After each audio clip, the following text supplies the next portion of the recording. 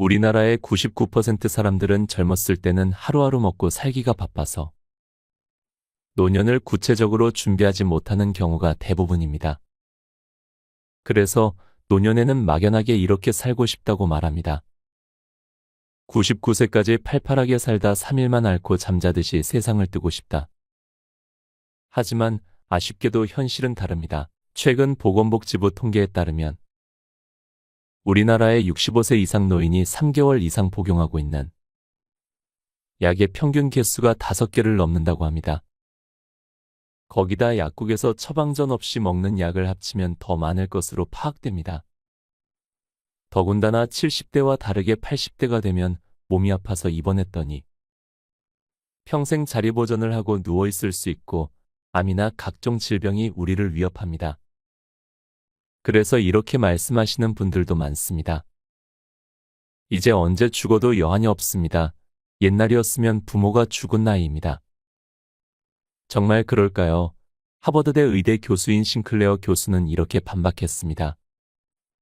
80대 나이에도 40에서 50대처럼 생활할 수 있으며 더 젊게 더 오래 살 수 있는 세상이 10년 안에 열릴 것이라고 말했습니다.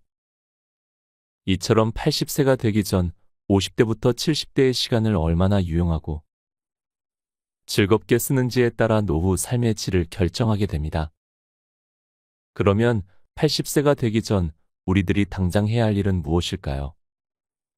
그것은 바로 노년에 대한 올바른 이해입니다. 하지만 노년이 시작된 60대 분들조차도 이렇게 말씀하십니다. 그거 다 한가하고 돈 있는 사람 얘기지 돈 없는 사람한테는 헛소리야. 나이 62인데 실제는 실천이 쉽지 않네요. 가끔 산행하고 세월만 흐르고 있네요. 그래서 이번 영상에서는 15년 가까이 노인복지센터에서 근무했던 전문가의 실제 경험을 바탕으로 꼭 알아야 할 조언 7가지를 말씀드리려고 합니다. 이번 영상을 통해 80세에 대한 막연한 두려움을 벗고 지금부터가 내 인생 시작이다라는 의지를 다질 수 있을 거라 확신합니다. 좋아요와 구독 버튼 한 번씩 눌러주셔서 저에게 작은 운들을 모아주시면 감사하겠습니다. 지금부터 시작합니다. 첫 번째, 욕창이 가장 무섭다. 노인들이 공통적인 바람은 두 발로 돌아다니다가 2, 3일 아프다 죽는 것이다. 이렇게만 되면 오죽 좋겠는가. 현실에서는 그보다 훨씬 오랫동안 투병 생활을 하며 질병과 싸우면서 누워있는 시간이 길어지다 보면 욕창이 생긴다. 욕창은 주로 뼈가 튀어나온 부위가 침대나 요에 오랫동안 닿거나 뼈끼리 겹쳐 있으면서 발생한다. 정상인들은 푹신한 요에 얹혀있는 발에 욕창이 생긴다는 것을 이해 못하지만 관절이 굳어있고 스스로 몸을 움직이지 못하는 사람은 누가 체위를 바꿔줄 때까지 꼼짝없이 그 자세를 그대로 유지할 수밖에 없다. 또 휠체어에 앉히다가 부딪히거나 긁혀 상처를 얻으면서 시작된 것이 욕창으로 발전하기도 한다. 욕창은 손목과 발목, 팔꿈치와 발꿈치, 어깨, 양무릎 사이, 꼬리뼈, 등뼈 등 뼈가 조금이라도 튀어나온 부분은 어디든 가리지 않고 생긴다. 건강한 사람은 계속 몸의 위치를 바꾸고 피부 조직도 건강하고 탄탄하여 그럴 염려가 없지만 중증 외상 환자는 스스로 움직일 힘이 없다. 아주 심한 사람은 팔, 다리는커녕 손가락도 들지 못하고 눈동자만 움직인다. 그렇게 누워만 있는 환자는 최소 2시간에 한 번씩 체위 변경을 해줘야 하는데 자주 체위를 바꿔주어도 욕창은 생길 수 있으며 한 번 생긴 욕창은 나았다 할지라도 재발이 잘 된다.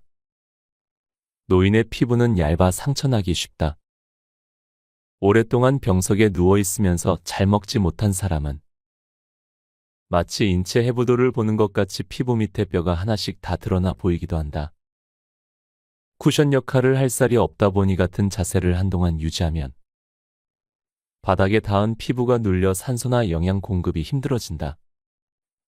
처음에는 불그스름하다가 살갗이 살짝 벗겨지는 정도이지만 더 진행되면 상처 부위가 커지면서 진물이 나온다. 검게 변하면서 상처가 점점 깊어지고 균이 증식하여 피부가 괴사하기 시작한다. 욕창의 초기 단계는 피부가 얇게 벗겨지는 정도라. 연고만 잘 바르면 낫겠지 하고 대수롭지 않게 여길 수 있다. 그러나 상환자는 늘 침대에 누워있는 데다 기저귀를 차 피부에 습기가 많고 이불을 덮고 있어 통풍이 안 돼 세균 번식의 최적의 조건이 될 수밖에 없다. 거기다 소변과 대변의 유독한 성분이 더욱 빠른 속도로 욕창의 상처를 악화시킨다. 욕창이 심한 경우는 손가락에 들어갈 정도로 깊으며 여간에서는 낫지 않아 제거 수술을 받기도 한다.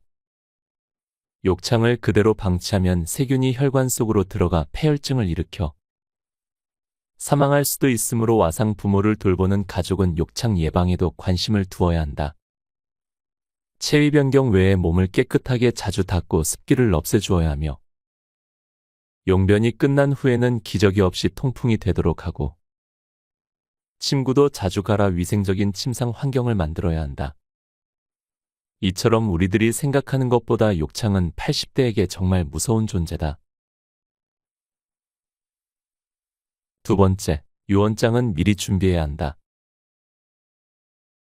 말기 노후에 대한 준비도 필요하다.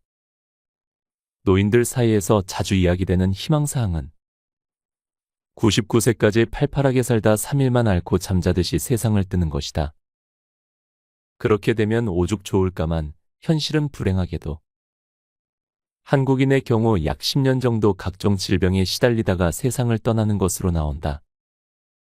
오랜 기간 투병 생활을 하거나 요양원에 입소하게 되었을 때 우리는 자신의 의사를 충분히 명료하게 밝힐 수 있을까? 여전히 정신이 맑은 상태라면 치료나 수발에 대해 본인이 희망하는 바를 표현하겠지만 의식이 없거나 치매 같은 병으로 인지기능에 문제가 생기면 아마 불가능할 것이다. 그런 때를 위해 자신의 바람을 미리 적어두면 유용하다. 예를 들어 고령의 몸이 불편해도 계속하여 집에서 살기를 바라는지 아니면 다른 사람으로부터 수발을 받아야 할 시점에 요양원에 입소하는 것을 원하는지 비용 문제는 어떻게 할지 사망 후 신변 정리는 어떻게 할 것이며 유언장을 작성할 것인지 등에 관한 내용을 미리 정리해두는 것이다. 가족관계가 복잡하여 법정 상속 대신 다른 방식의 유산 상속을 원하는 사람이라면 유언장을 꼭 작성해야 한다. 유언장 작성을 위해서는 복지관이나 종교기관에서 진행하는 웰다잉, 유언장 써보기 등의 프로그램에 참여하여 도움을 받을 수 있으며 그런 과정에 참여하면 생의 의미를 다시 한번 진하게 느낄 수 있다. 단순한 생명의 연장보다 마지막 남은 시간을 가족과 보내고 평화로운 죽음을 원하는 사람이라면 무리한 생명 연장보다 고통을 완화하는 완화치료나 호스피스 케어에 관한 입장을 밝혀둘 필요가 있다. 또 임종에 달하여 병원에서 행하는 심폐소생술, 인공호흡기 등을 원하지 않는다면 치료에 대한 사전 의사결정인 사전의료 의향서 같은 서류를 작성하여 본인의 의사를 명확히 해둬야 한다. 사전의료 의향서는 죽음에 임박해 어떤 치료를 받을 것인지 아니면 어떤 치료를 받지 않을지 등을 미리 밝혀두는 서류이다. 나아가 장례에 대한 생각도 정리해둘 필요가 있다. 수의 등장례물품과 장례 진행 방식, 부고 알림의 여부와 알릴 대상의 범위, 매장 방식, 비용 부담 등에 관해 평소 본인이 원하는 것을 적어놓든지 가족에게 의사표현을 해놓으면 가족은 고인의 의견을 존중해 장례를 집행할 것이다. 바람직한 노후 삶의 방식은 보통 사람처럼 자신의 집에서 계속 사는 것이다. 집에서 살면 내 삶에 대해 스스로 결정권을 행사할 수 있으며 내가 원하는 생활 방식을 유지할 수 있고 무엇보다도 편안하다. 하지만 가족이 있어도 적절한 돌봄을 받기 힘들거나 혼자 사는 사람이라면 어쩌면 다른 선택을 해야 할 수도 있다. 특별히 아프지는 않지만 의식주에 관련하여 일상생활 관리가 힘들고 귀찮다면 노인복지주택을 생각할 수 있다. 노인복지주택이란 주거에 편리한 시설을 갖추고 이를 임대 또는 분양하여 생활지도, 상담, 안전관리 등 일상생활에 필요한 각종 편의를 제공하는 곳이다.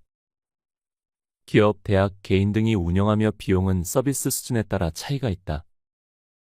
식사와 청소를 제공하고 지루하지 않게 교육, 친교 프로그램들을 제공하는데 규모가 큰 곳은 수영장, 게이트볼 같은 운동시설을 갖춘 곳도 있고 의사가 상주하며 진료를 하기도 한다. 질병으로 거동이 힘들면 앞에서 언급한 노인장기요양보험을 이용하자. 거주지 관할 건강보험공단에 요양 등급 신청을 하고 등급이 나오면 집에서 방문 요양 서비스를 받거나 요양원에 입소할 수 있다. 요즘 요양원은 과거와 달리 밝고 쾌적하다.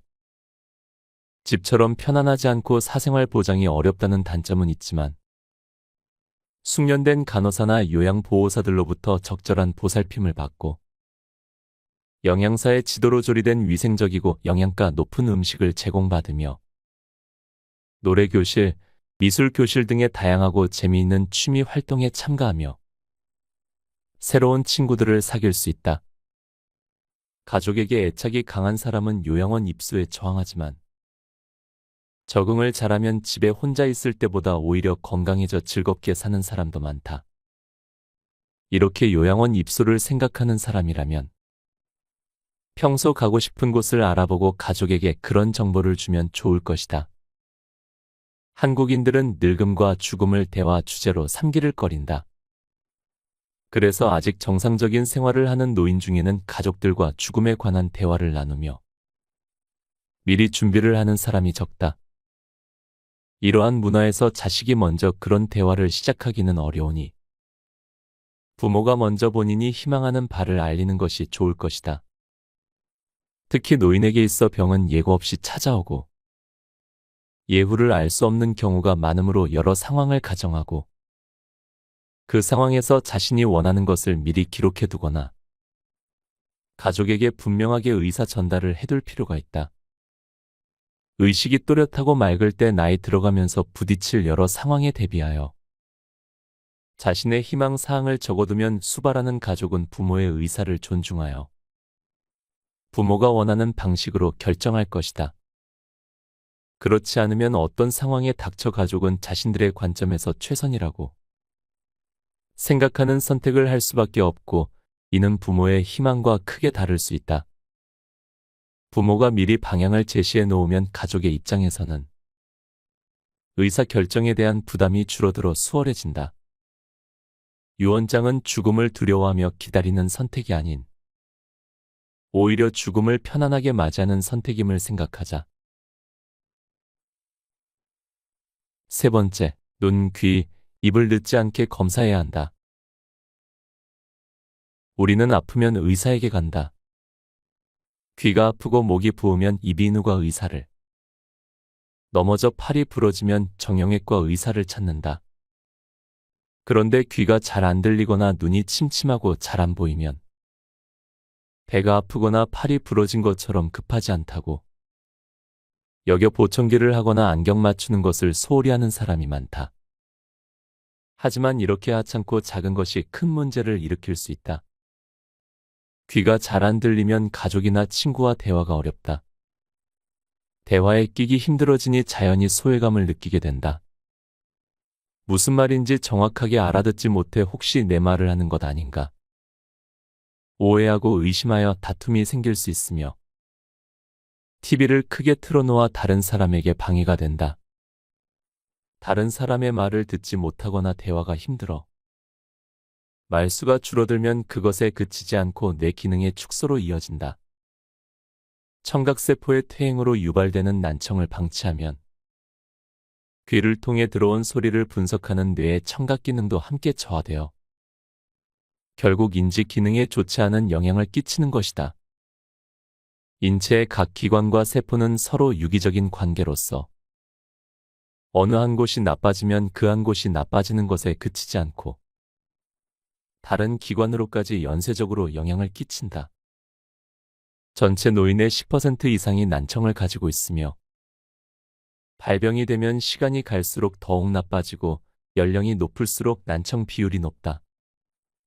청력은 나이 들수록 계속 나빠지기만 하므로 평소 귀 관리에도 신경을 써 우울증이나 치매로 연결되지 않도록 할 필요가 있다.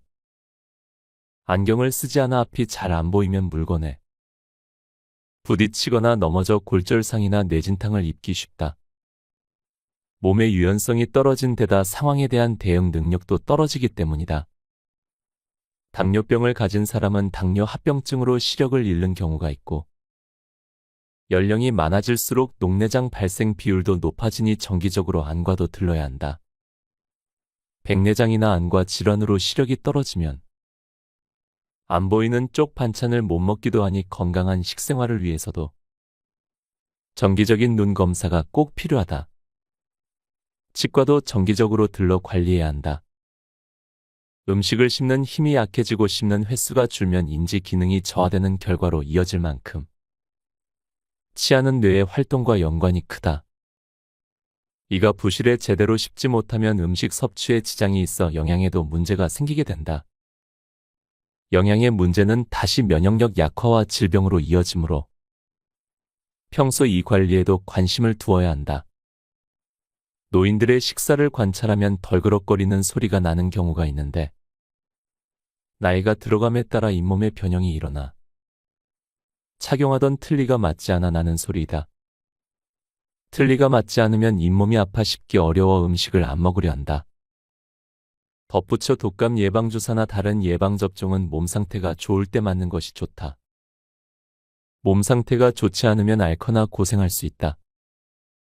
젊었을 때는 문제가 되지 않던 것들이 노년기에 들어서는 심각한 문제가 되거나 큰 사고로 이어질 수 있다. 건강검진 같은 예방의학이 중요하듯 생활에 지장을 초래할 수 있는 것들을 점검해 미리 조치를 취하는 예방생활이 노년기에는 중요하다. 나이 앞에서 장사 없다는 말은 진리이다.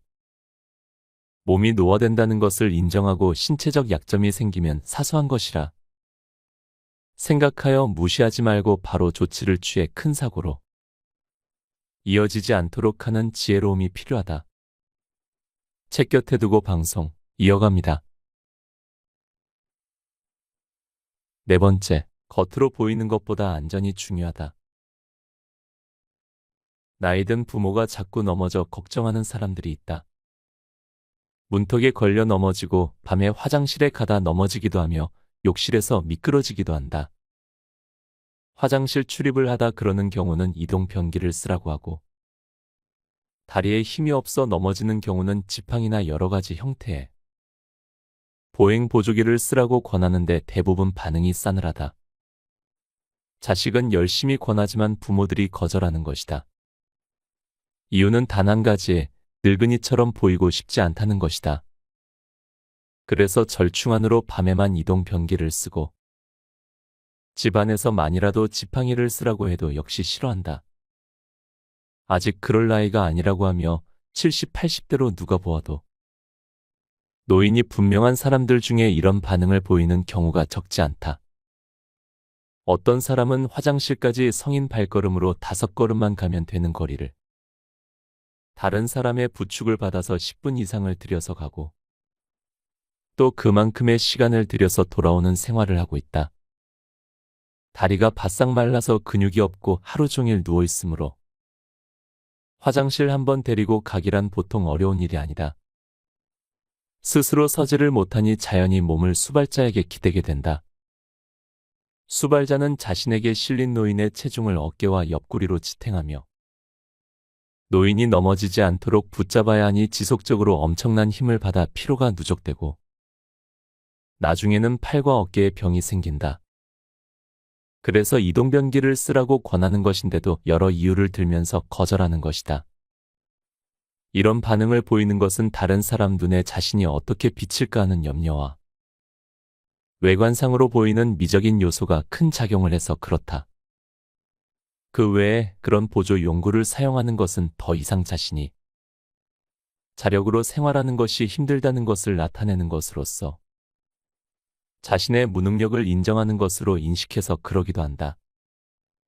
그러나 그런 보조 용구는 안전과 편리 증진을 위해 나온 것들이다.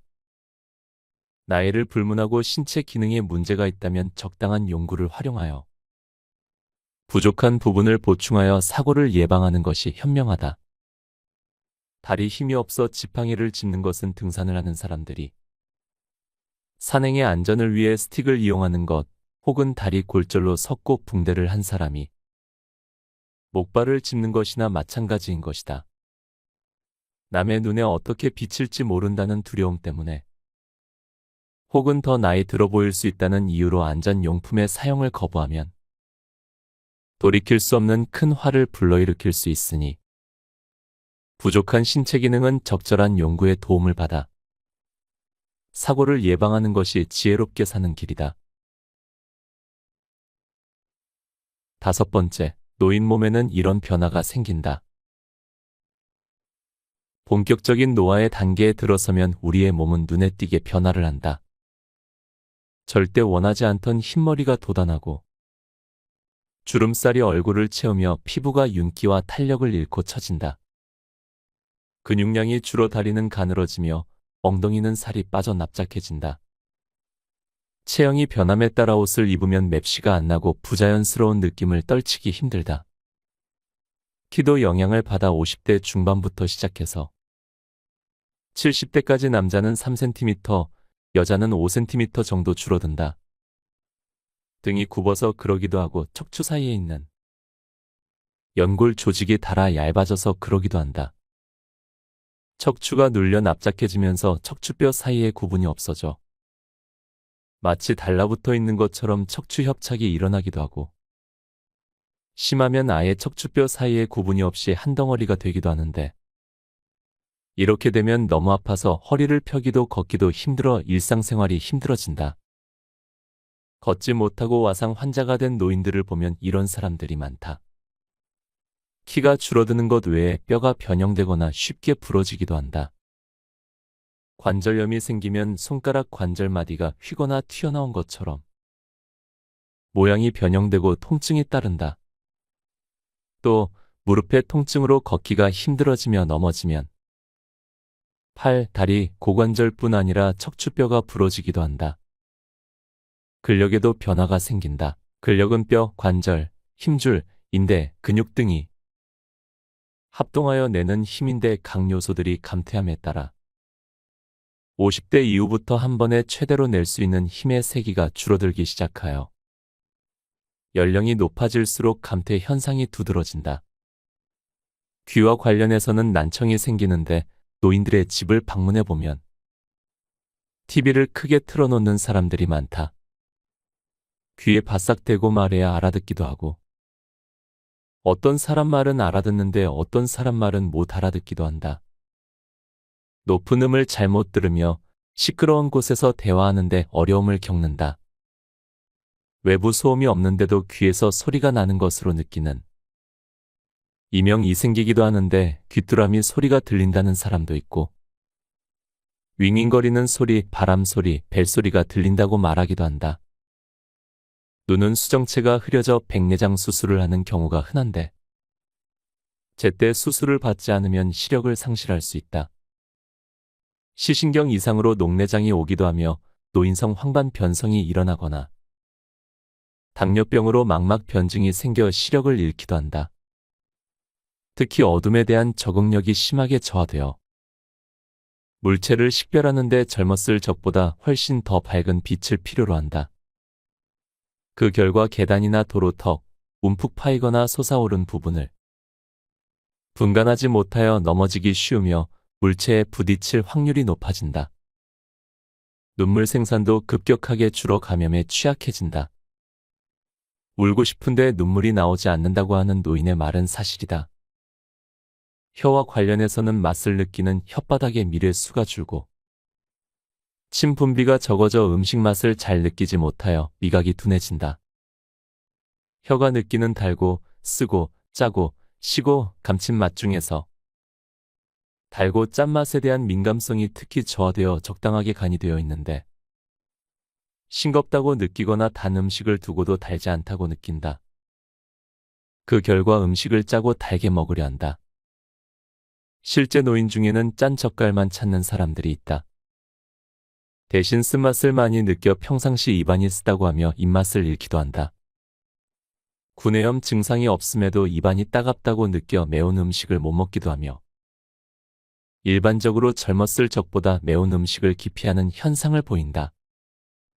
평생 먹어온 음식인 된장, 고추장, 김치에 대한 선호가 줄고 대신 단 음료나 부드럽고 폭신한 빵을 좋아한다. 후각도 떨어져 국을 끓이거나 음식을 조리하느라 불 위에 음식을 얹어놓고도 냄새를 못 맡아 태우거나 심하면 불을 내는 수도 있다. 촉각 역시 둔해져 외부의 위험한 자극을 제대로 판단하거나 분별해내지 못하여 동상에 걸리기 쉽고 전기장판에 화상을 입기도 한다. 통증에도 둔감해져 다쳐도 예민하게 느끼지 못할 수 있다. 언어 장애가 있는 경우는 표현력까지 떨어져 병이 상당히 진전된 후 늦게 발견하기도 한다. 균형 감각에도 이상이 생겨 어지러움으로 낙상할 수 있다. 나이가 들수록 평형감각 능력이 저하되고 평형감각을 관장하는 뇌나 귀에 문제도 많이 발생한다. 자리에서 일어났을 때 눈앞이 하얘지고 몸이 휘청거리는 어지러움을 느끼는 기립성 저혈압도 흔하다. 날씨에 대한 감각도 변하여 바람과 추위에 민감해져 바람이 불거나 추운 것을 싫어한다. 특히 뇌졸중을 겪은 사람들은 여름에도 창문을 열어놓지 못하게 하며 조금만 바람이 들어와도 금세 느끼고 싫어한다. 마비가 된 신체는 혈액순환이 안 돼 차갑고 저리고 시려 여름에도 두꺼운 옷을 입고 싶어하는 경우가 있으며 치매 환자들 중에서도 바람을 싫어하는 사람들이 꽤 있다. 이러한 변화는 자연스러운 현상이며 두려움의 대상은 아니다. 모르는 것보다 알고 있는 것이 80대를 이겨내는 방법이다. 6번째, 노인도 죽음을 두려워한다. 죽음은 누구나 두렵다. 이미 충분히 살아서 더 이상 삶에 미련이 없을 것 같은 노인들 역시 죽음의 두려움에서 자유롭지 못하다. 더 나이 들어 추한 모습 보이기 전에 가야 할 텐데 늘 입에 달고 살지만 싫은 노인도 죽음을 두려워한다. 그래서 노인들 중에는 나이를 물으면 달가워하지 않는 사람들이 많다. 우선 자신이 그렇게 나이를 많이 먹었다는 것이 믿기지 않고 믿고 싶지 않으며 마음은 여전히 청춘이며 해야 할 일이 남아있는데 갈 날이 가까워지는 느낌이기 때문이다. 그래서 노인 중에는 만약 내가 85까지 산다면 앞으로 4년 남았어라며 자신이 희망하는 어느 시점을 기준으로 자신의 나이를 밝히기도 하고 살 날이 많지 않다는 생각에 무엇을 새로 계획하기를 주저한다. 나이 들어가는 것은 어쩔 수 없다 할지라도 순하고 편안한 마음을 갖고 이제까지 잘 살아왔다고 생각하는 노인은 자부심을 갖고 죽음의 임에서도 크게 당황하지 않으며 남은 가족을 헤아리는 여유까지 갖는다. 이에 반해 아직 삶의 목표를 달성하지 못했거나 소망을 이루지 못했다. 또는 아직 해야 할 일이 있다고 생각하는 노인은 걱정에 사로잡히게 된다. 남은 시간이 얼마 남지 않았다는 조급한 생각을 머리에서 지우지 못해 늘 초조하고 불안해하며 결국 이런 태도로 인해 가족과의 관계가 불편해질 가능성도 커진다. 가족의 따뜻한 관심과 사랑은 죽음에 대한 불안감을 덜어줄 뿐 아니라 죽음을 온순하게 받아들이게 도와준다. 부모가 나이 들므로써 겪는 신체적 한계와 곤란을 이해하고 필요한 부분을 지원해주면 부모는 활기차게 살다가 감사하는 마음으로 삶을 마감할 것이다. 노인이 보이는 이러한 마음가짐과 태도는 가족에게 사랑받는 길이며 사후 존경받는 부모로 남는 길이기도 하다. 누구나 나이가 든다. 나이가 들어도 사랑받고 싶어하는 건 똑같다. 나부터 옆 사람에게 따뜻한 마음을 전해주자. 7번째, 한 번 안 쓴 관절은 다시 쓰기 힘들다. 노인 중에는 몸의 기능이 원활하지 않고 몸에 마비가 오거나 힘이 없어 팔, 다리를 제대로 못 쓰는 사람들이 많다. 그런 부위는 혈액순환이 잘 안 되어 차갑고 아프다. 그러다 보니 더 안 쓰게 되어 관절이 굳는다. 한번 굳은 관절은 펴지기 힘들고 일상생활에 지장을 주며 잘 서지 못하게 되어 낙상 등 큰 사고로 이어진다. 몸 전체를 쓰면 좋지만 불가능하다면 남아있는 기능이라도 오랫동안 유지시켜야 한다. 예를 들어 뇌졸중으로 왼쪽이 마비되었다면 오른쪽 팔, 다리는 쓸 수 있으니 그 기능을 살려서 오랫동안 쓸 수 있도록 해야 한다. 몸이 아프다고 안 일어나고 안 걷고 안 쓰면 결국 영원히 몸을 못 쓰게 될 확률이 높아지기 때문이다. 그렇기 때문에 노인이 수행하는 신체 기능이 굼뜨고 어설프더라도 격려와 칭찬으로 용기를 잃지 않도록 하는 것이 중요하다. 신체 활동 기능을 포기하면 무력감에 빠지고 이는 다시 인지 기능의 저하로 이어짐을 유념해야 한다. 예를 들어 화장실을 모시고 가는 것이 귀찮고 힘들어 기저귀를 채우면 그나마 움직일 기회를 잃어 침대에 누워서 지내게 됨으로써 몸의 관절이 굳어 결국 와상으로 진행되므로 기저귀는 최후의 선택으로 보류하는 것이 좋다. 만약 손의 기능이 저하되어 젓가락질을 못한다면 집게나 포크를 쥐어 주어 계속 손가락을 이용하도록 격려해야 한다. 가능하면 오래 자신의 몸을 움직이고 수저나 젓가락 같은 도구를 이용할 수 있게 하는 것은 무척 중요하다.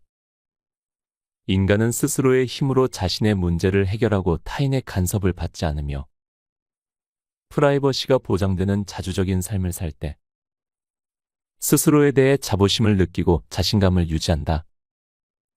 그에 반해 일상생활을 타인에게 의지하게 되면 무력감에 빠지고 삶의 적극성을 잃게 된다. 타인에게 삶을 의지하면 돌보는 상대에게 부담이 되기도 하지만 당사자는 삶의 목적을 상실하게 된다. 스스로의 의지에 따른 독립적 생활이 가능하려면 자신의 힘으로 일상생활을 운영할 수 있어야 한다. 신체의 일부 기능이 저하되어도 남아있는 잔존 기능을 살리면 일상생활은 충분히 가능하다. 잔존 기능을 유지하려면 가족의 도움이 필요하다. 할 수 있다고 격려하며 도와주자. 그리고 서두르지 말고 충분한 시간을 주고 칭찬하자. 칭찬은 동기부여가 되므로 가족의 사랑을 받기 위해서라도 주어진 일을 열심히 하게 된다. 가벼운 집안일은 스스로 하도록 두고 도움을 주되 최소한도로 하여 가능하면 스스로 몸을 움직이도록 유도하는 것이 좋다. 예를 들어 콩나물 껍질을 벗겨달라고 부탁한 후 어머니 덕분에 콩나물 다듬는 시간을 벌었네요. 안 그래도 할 일이 많아 어쩌나 걱정했는데 감사해요. 하면 노인은 가족이 해주는 밥만 먹고 할 일 없이 시간을 보내는 무의미한 존재가 아니라 자신도 가족에게 도움이 된다는 생각에 뿌듯해하며 삶의 적극성을 잃지 않는다. 곁에 두고의 짧은 생각. 우리의 노년기는 우리가 지금 하는 선택에 의해 결정됩니다. 우리가 건강하고 활기차게 살기 위해 노력한다면 싱클레어 교수가 말한 바와 같이 80대에도 40에서 50대처럼 생활할 수 있는 미래는 그리 멀지 않습니다. 이는 단순히 장수하는 것을 넘어서 질 높은 삶을 오랫동안 유지하는 것을 의미합니다. 건강한 노년기를 위한 우리의 노력은 일상생활에서부터 시작됩니다. 균형 잡힌 식단을 유지하고 꾸준한 운동을 생활화하는 것이 중요합니다. 여기에 정신적 건강을 위해 취미 활동을 즐기고 사회적 관계를 활발히 유지하는 것도 필수적입니다. 또한 스트레스 관리와 충분한 휴식은 신체와 마음의 건강을 유지하는 데 중요한 역할을 합니다. 이러한 노력은 단기적인 효과를 넘어서 장기적으로 우리의 삶의 질을 향상시킵니다. 건강한 생활 습관은 많은 질병을 예방하고 우리의 신체적, 정신적 능력을 최대한 유지할 수 있게 도와줍니다. 이는 노년기에도 독립적이고 활동적인 생활을 가능하게 하며 우리가 소중히 여기는 일과 관계를 계속해서 즐길 수 있게 합니다. 또한 지금부터 건강한 생활 습관을 실천함으로써 우리는 미래의 의학적 발전을 더욱 효과적으로 활용할 수 있게 됩니다. 현재 과학자들은 노화를 늦추고 건강 수명을 연장하는 다양한 연구를 진행 중입니다. 우리가 이미 건강한 기반 위에 있을 때 이러한 혁신적인 치료법과 기술은 우리의 삶을 더욱 풍요롭고 의미 있게 만들 것입니다. 나이 드는 것은 어쩔 수 없는 세상의 이치이지만 어떻게 하루하루를 살아가는지는 우리의 선택입니다. 조금은 여유롭게, 조금은 모든 것에 감사함을 느끼며 하루를 지내보는 건 어떨까요? 오늘도 함께 해주셔서 감사합니다. 책, 노년의 삶을 읽고